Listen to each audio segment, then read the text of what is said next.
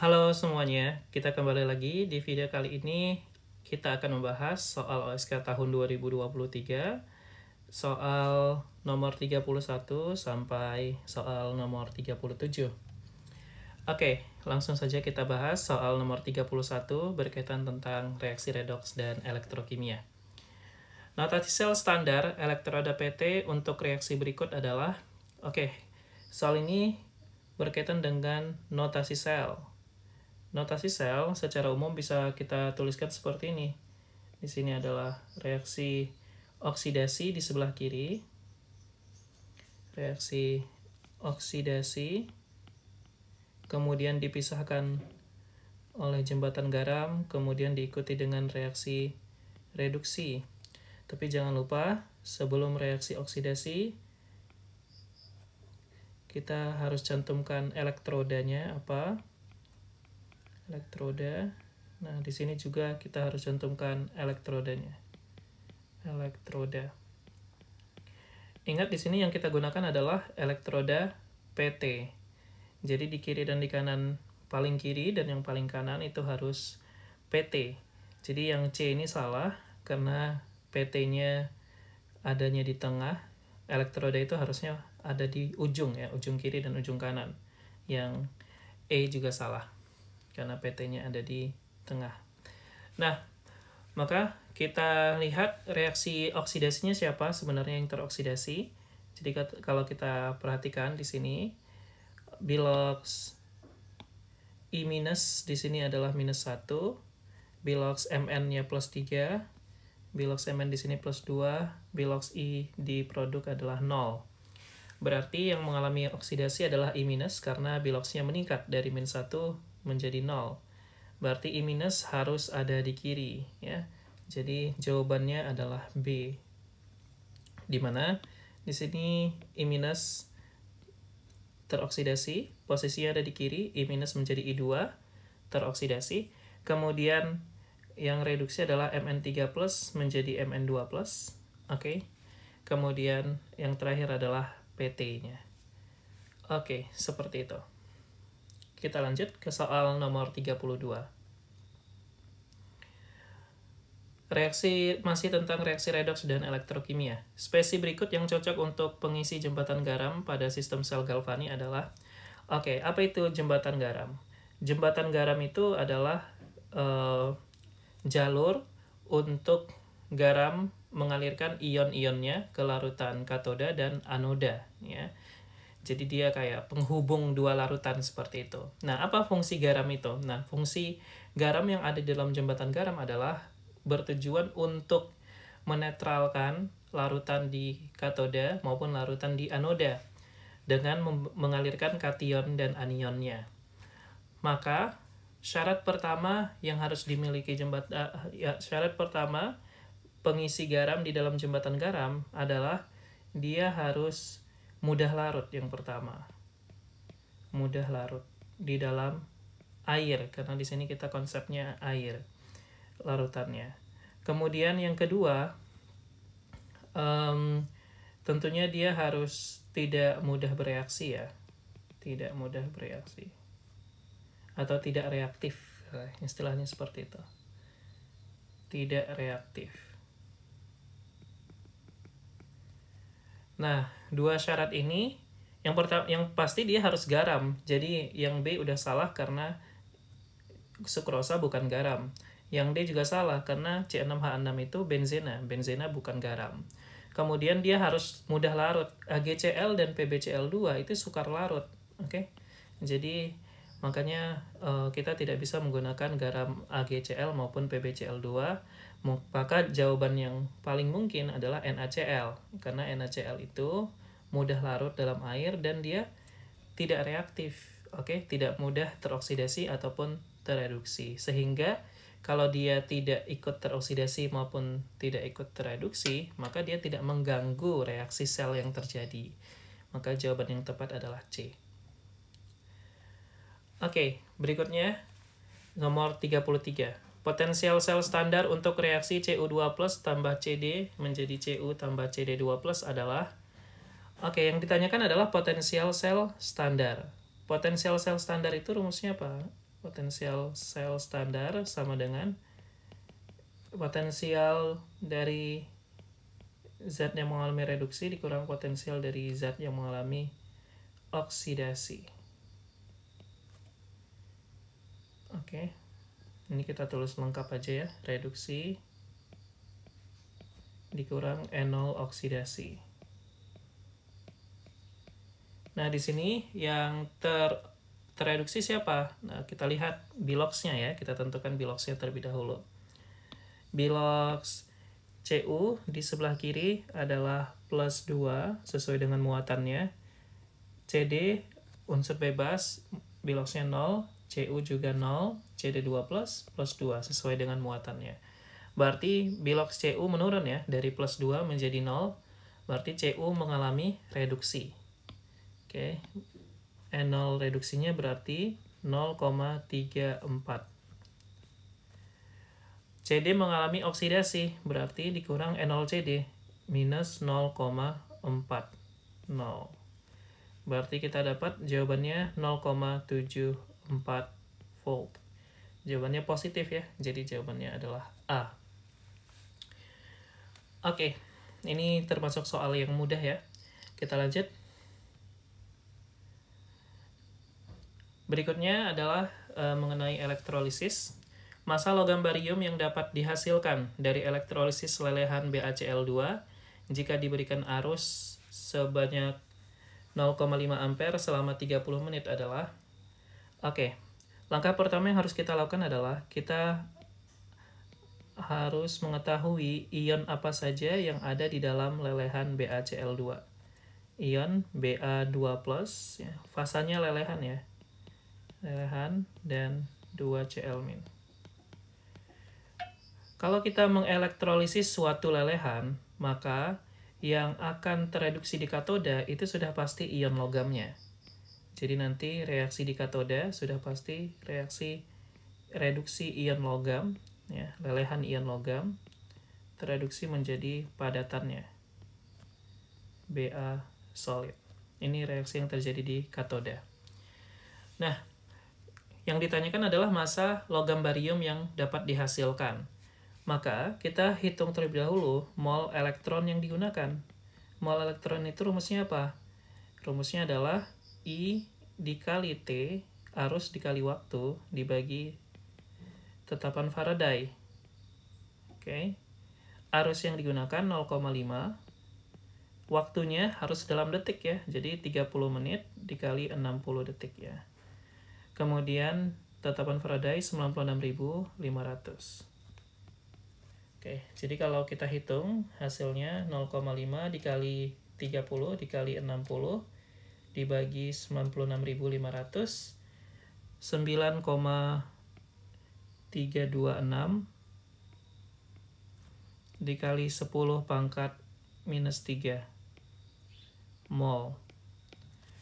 Nah, berikutnya kita hitung mol Ba, mol logam Ba yang dihasilkan berdasarkan perbandingan koefisien pada reaksi di katoda, berarti mol Ba setengah dari mol elektron. Oke, setengah dikali mol elektronnya 9,326 dikali 10 pangkat min 3 mol. Oke, jadi ini hasilnya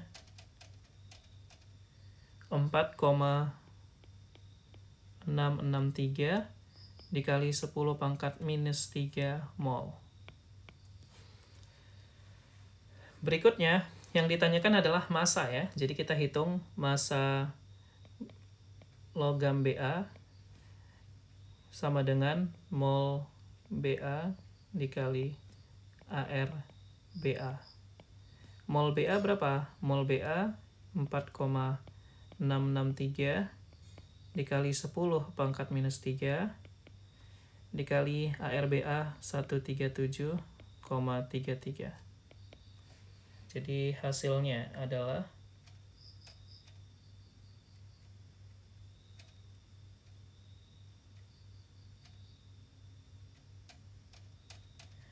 ini kita peroleh 0,64 gram.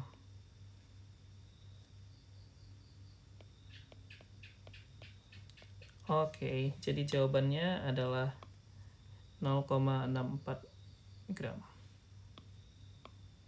yaitu C. Kita lanjut soal berikutnya. Reaksi berikut memiliki potensial sel sebesar 2,781 volt pada tekanan parsial O2 1 atm, temperatur 25 derajat Celcius, konsentrasi Al3+ 1 molar, dan pOH-nya sebesar, jadi yang ditanya adalah berapa nilai pOH-nya. Oke, itu yang ditanya. Nah, ini harus dipahami, ini adalah potensial sel, bukan potensial sel standar ya. Jadi, potensial sel itu simbolnya sel. Maka di sini kita harus menggunakan persamaan Nernst ya untuk mengetahui nilai pOH. Langkah pertama yang harus kita lakukan tentunya menghitung enol sel. Bagaimana menghitung enol sel? Nah, kita harus tahu siapa yang teroksidasi dan siapa yang tereduksi. Nah, yang teroksidasi siapa? Di sini bilox Al-nya 0, kemudian menjadi +3, berarti Al-nya teroksidasi. Oksigennya tereduksi. Di sini biloxnya 0, di sini bilox oksigennya -2. Oke. Berarti kita hitung enol sel. Bagaimana menghitung enol sel? Nah, kita hitung enol sel, masih ingat tadi rumusnya ya. Enol sel sama dengan enol reduksi dikurang enol oksidasi. Enol reduksinya, yang tereduksi adalah O2, jadi 0,401 dikurang enol dari Al. Enol dari Al-nya -1,66. Jadi di sini hasilnya adalah 2 ya. 2,061.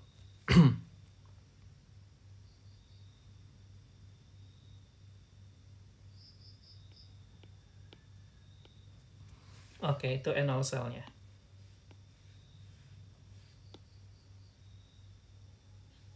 Kita pindahkan saja ke sini. Oke. Nah, selanjutnya kita akan menggunakan persamaan Nernst. Persamaan Nernst itu gimana? Nah, persamaan Nernst itu seperti ini. Enol sel sama dengan enol sel dikurang 0,05951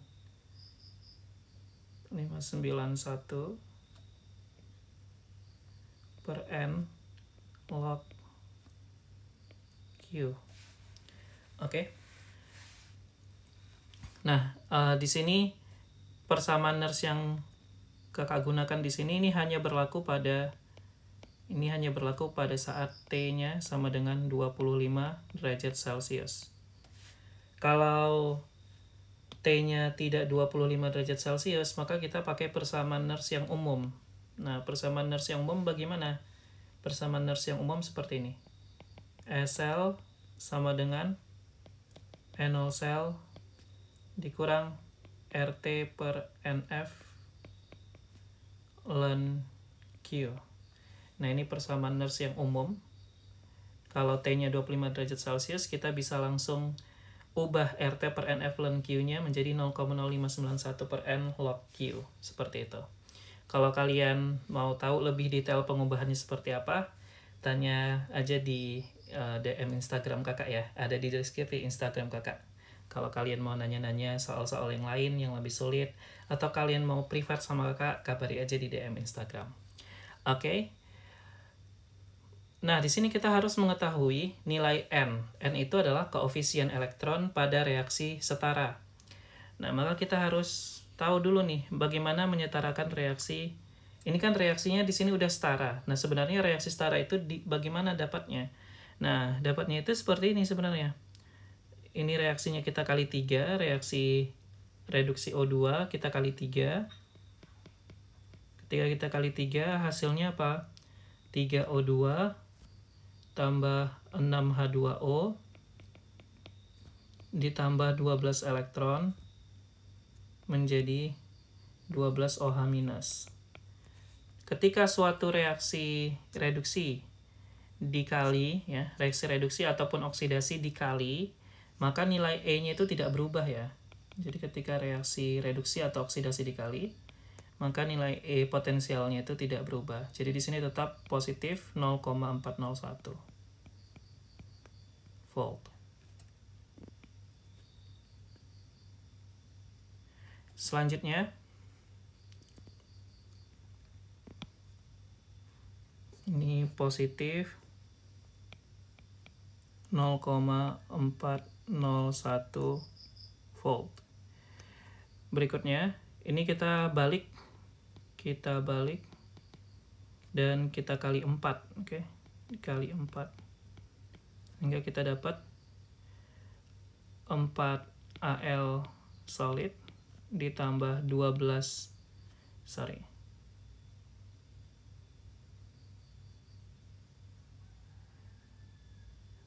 di sini posisi elektronnya salah ya, yang di sini ini. Ini harusnya reaksinya bukan seperti itu. Harusnya reaksinya seperti ini kalau reduksi ya. Kalau reduksi elektronnya harusnya ada di kiri. Nah, seperti ini. Jadi reaksi yang di soalnya kurang tepat. Oke, jadi 4 Al solid menjadi 4 Al3+ ditambah 12 elektron. Ini kalau reaksi reduksi dibalik ataupun reaksi oksidasi dibalik gitu ya, nilai E0-nya berubah tanda. Tapi ketika dikali, dia tidak berubah, besarannya tidak berubah. Jadi walaupun reaksi Al itu dikali 4, nilai E0-nya tetap 1,66 ya. Dia cuma berubah tanda saja.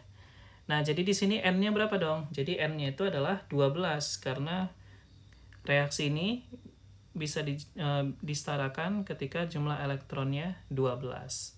Kemudian di sini kita jumlahkan. Oke. Elektronnya kita coret. Jadi kita dapat reaksi setaranya sesuai dengan yang di soal.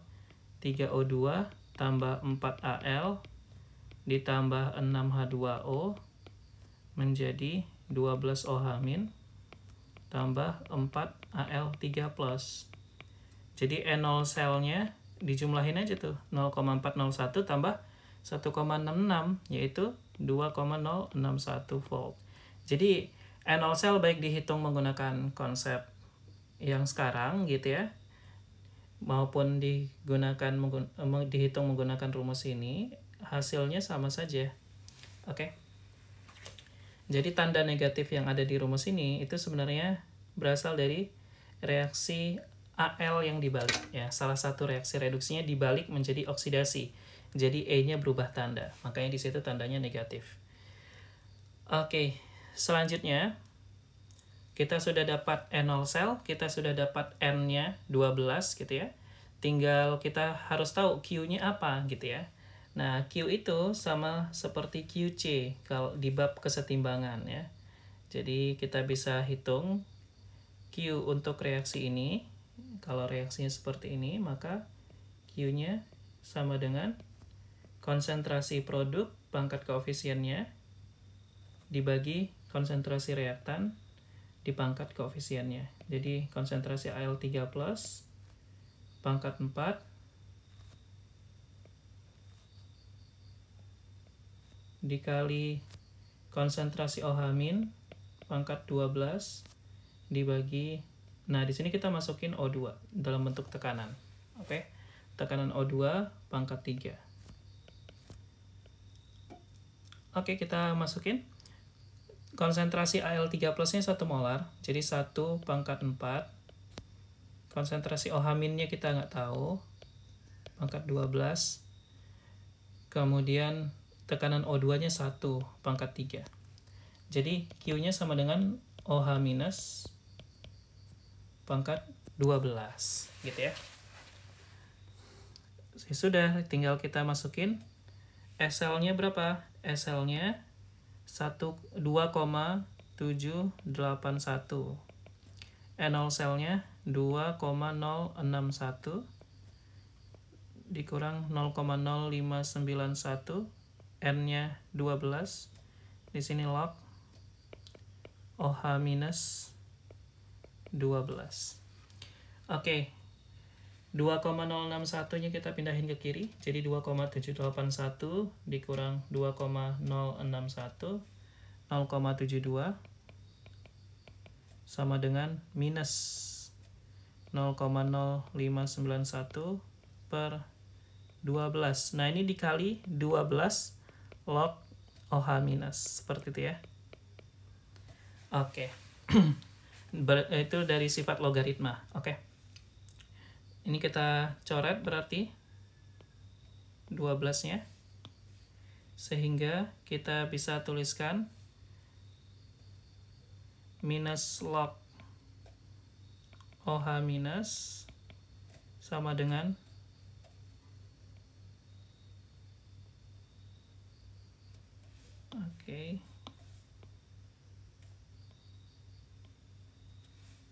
minus log OH min sama dengan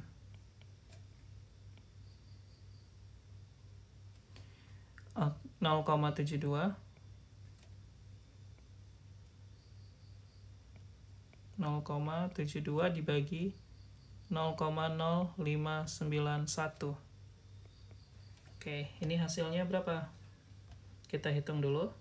0,72 dibagi 0,0591, yaitu 12,18. Jadi 12,18. Minus log OH min itu apa? Minus log OH min itu adalah POH. Jadi POH-nya adalah 12,18. Jadi jawabannya adalah 12,18. Ini ada di opsi D, seperti itu. Oke, kita lanjut ke soal berikutnya. Nah, di soal ini berkaitan dengan bab KSP ya, tetapan hasil kali kelarutan. Di antara garam yang sukar larut di bawah ini yang memiliki kelarutan molar terkecil dalam air. Oke, yang ditanya adalah kelarutan molar terkecil. Untuk membandingkan kelarutan garam, kita lihat berdasarkan jumlah ionnya dulu gitu ya. Jadi, untuk membandingkan kelarutan garam itu bisa kita lihat dari dua sisi. Yang pertama dari KSP, yang kedua kita hitung kelarutannya satu persatu. Kita bisa membandingkan kelarutan garam berdasarkan nilai KSP-nya jika jumlah ion garamnya sama. Contoh, AgCl. Kalau AgCl itu larut, dia menghasilkan dua buah ion, yaitu satu ion Ag+, dan satu buah ion Cl-. CDS juga sama. Nah, CDS dia juga menghasilkan dua buah ion. Satu buah ion CD2+, seperti itu ya. Jadi satu ion CD2+, dan satunya lagi ion S2-. Oke, karena jumlah ion CDS dan AgCl sama, maka garam yang memiliki KSP paling kecil akan memiliki kelarutan molar terkecil. Jadi, antara CDS sama AgCl, kelarutan molar CDS tentu lebih kecil daripada AgCl karena KSP CDS lebih kecil. Jadi, yang opsi E sudah pasti salah. Oke, selanjutnya kita tinggal bandingkan Ag3PO4, SNOH 3 kali, dan ALOH 3 kali gitu ya. Nah, di sini kan ALOH 3 kali ini jumlah ionnya 4 gitu ya. Kalau kita lihat ALOH 3 kali kalau larut menjadi Al3+ dan 3OH-. SNOH 3 kali juga sama. SNOH 3 kali larut menjadi SN3+ dan 3OH-. Jadi mereka kedua SNOH 3 kali dan ALOH 3 kali menghasilkan jumlah ion yang sama. Ag3PO4 juga sama. Ag3PO4 juga menghasilkan 4 buah ion, yaitu 3 buah ion Ag+, dan 1 buah ion PO4 3-. Karena jumlah ion Ag3PO4, SNOH 3 kali, dan ALOH 3 kali sama, maka ALOH 3 kali yang akan memiliki kelarutan molar terkecil di antara ketiganya, karena KSP-nya paling kecil. Jadi jawaban yang A sama yang C sudah tidak mungkin. Nah, dengan cara seperti ini, ya, dengan membandingkan KSP dari garam yang jumlah ionnya sama, kita sudah mengeliminasi 3 jawaban. Jadi kita hanya perlu menghitung kelarutan CDS dan kelarutan ALOH 3 kali. Nah, kelarutan CDS itu kan jumlah ionnya 2. Berarti kelarutannya bisa dihitung menggunakan rumus. Ini kelarutan CDS. Kalau jumlah ionnya 2 berarti kelarutan sama dengan akar dari KSP, ya. Akar dari KSP-nya. KSP-nya berapa? 3,6 dikali 10 pangkat min 29. Nah, jadi di sini kalau kita hitung hasilnya adalah 6 dikali 10 pangkat minus 15. Kemudian untuk ALOH 3 kali kelarutannya 4, jumlah ionnya adalah ada 4, berarti kalau kita mau hitung kelarutannya itu menjadi seperti ini. Sebentar ya, KSP-nya berarti kan seperti ini.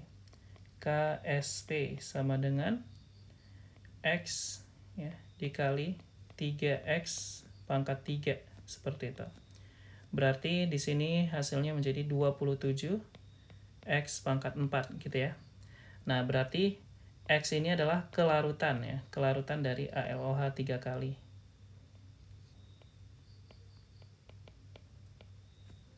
Ini sama dengan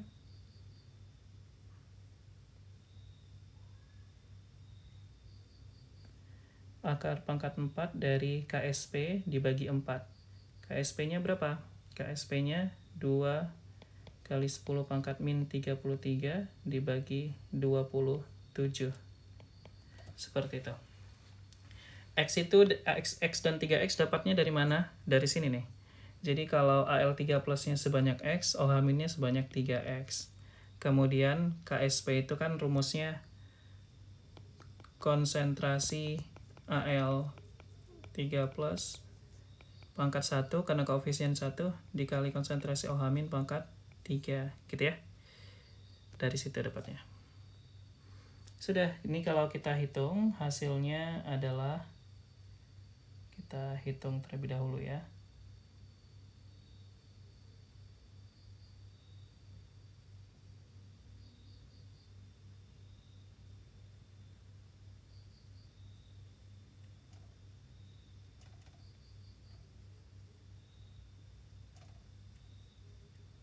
Akar pangkat 4 dari 2 kali 10 pangkat min 33 dibagi 27, hasilnya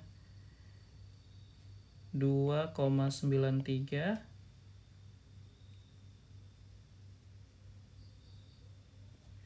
kali 10 pangkat min 9. Ini satuannya molar ya. Oke, berarti CDS yang paling kecil ya. Kesimpulannya, karena yang ditanya yang paling kecil. Oke, seperti itu. Jadi jangan lihat langsung dari KSP semuanya dibandingkan dari KSP ya. Kalau dilihat dari KSP saja harusnya ALOH 3 kali yang paling kecil. Ya kan? Kita harus hitung nilai kelarutannya. Karena apa? Karena CDS dan ALOH 3 kali jumlah ionnya beda. Kalau jumlah ionnya beda berarti rumus untuk menghitung kelarutannya juga berbeda. Oke, kita bahas soal yang terakhir untuk video kali ini. 3 larutan berbeda yang semuanya tidak berwarna, A, B, C, diidentifikasi secara kuantitatif. Masing-masing larutan hanya berisi 1 senyawa. Kemungkinan senyawanya adalah barium klorida. Jadi kemungkinan senyawanya BaCl2, barium klorida. Besi sulfat, besi 2 sulfat FeSO4. Oke, ini dalam bentuk larutan, oke. Kemudian timbal nitrat, timbal 2 nitrat PbNO3 2 kali. Kemudian natrium karbonat Na2CO3 dan natrium iodida NaI. Nah, ini soal analisis kualitatif ya, berdasarkan hafalan, oke. Hafalannya itu bisa warna endapan ataupun warna larutan. Katanya larutan A, B, dan C tidak berwarna. Jadi larutan FeSO4 itu warnanya hijau. Ini tuh warna larutan itu hijau. Artinya apa? Artinya tidak mungkin larutan A, B, dan C itu adalah FeSO4 karena dia mintanya tidak berwarna. Tidak berwarna itu dia tuh bening kayak air gitu ya. Itu tidak berwarna. Berarti jawaban yang ada FeSO4-nya ini udah salah. Oke, karena FeSO4 warna hijau. Jadi ini salah, ini salah, ini salah. Jadi opsinya tinggal B sama C saja. Nah, kemudian coba kita lihat. Ketika larutan A direaksikan dengan larutan B, terbentuk endapan berwarna kuning. Oke. Kita bandingkan opsi B sama opsi C ya. Kalau opsi B, lihat di sini. Opsi B. Kalau di opsi B, maka larutan A yaitu NaI. Ini dia bilang ini adalah larutan A gitu ya. Larutan A bereaksi dengan Na2CO3 yang merupakan larutan B. Ini kalau kita reaksinya pertukaran kation dan anion, berarti produknya seperti apa? Produknya NaI lagi, ya kan? Na dari sini gabung sama I yang di sini, jadi NaI lagi, dan Na2CO3 lagi. Artinya apa? Artinya ini tidak bereaksi, karena rumus garam di kanan dan di kirinya persis sama, dan tidak ada endapan yang dihasilkan. Oke, kenapa tidak ada endapan yang dihasilkan? Karena suatu garam yang mengandung kation golongan 1A itu pasti larut. Ya. Jadi kalau ada senyawa garam yang ada kation 1A-nya, itu pasti larut. Jadi di sini tidak terjadi reaksi. Kita coret aja gini. Nah, sedangkan berdasarkan data di tabel, larutan A sama larutan B harusnya bereaksi dengan menghasilkan endapan warna kuning.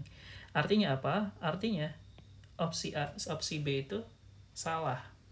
Nah, jadi kita lihat opsi yang satunya lagi, yaitu opsi C ya. Kita lihat opsi C.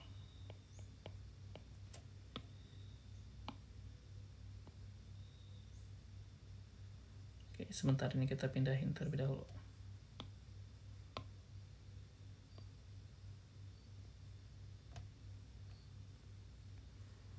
Nah, kalau kita lihat opsi C bagaimana? Opsi C, ketika larutan A, yaitu PbNO3 2 kali.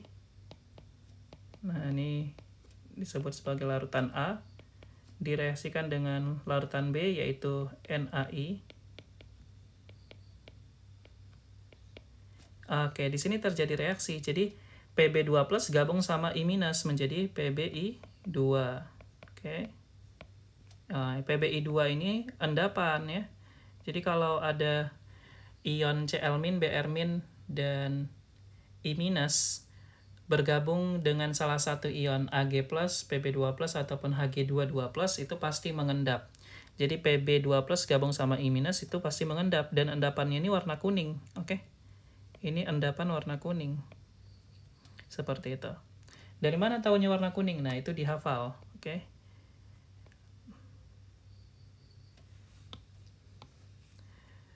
Oke, kemudian ini menjadi NaNO3. Kalau garam ada kation golongan 1A-nya pasti larut. Seperti itu. Jadi reaksi A sama B di opsi C udah betul ya, menghasilkan endapan kuning. Kemudian reaksi A sama C menghasilkan endapan putih. Coba kita lihat. Larutan A-nya masih sama, PbNO3 2 kali. Larutan C-nya adalah natrium karbonat.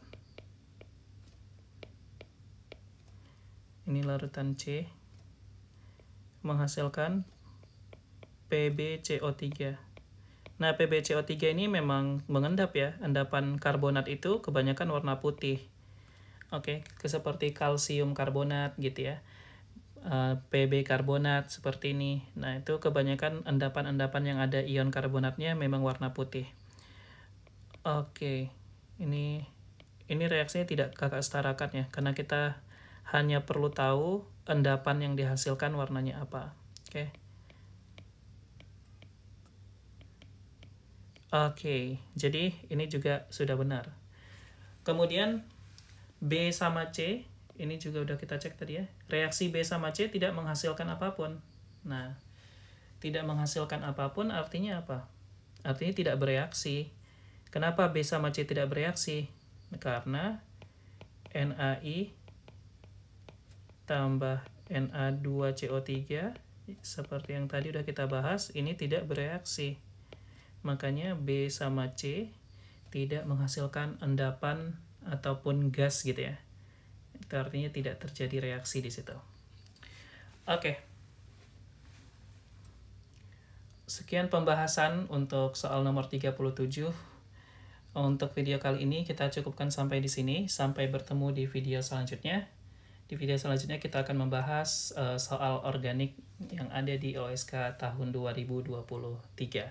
Sampai bertemu di video selanjutnya. Kalau teman-teman atau adik-adik semua ada pertanyaan yang lebih detail, tanyakan aja di DM Instagram kakak, ada di deskripsi ya. Sampai bertemu di video selanjutnya.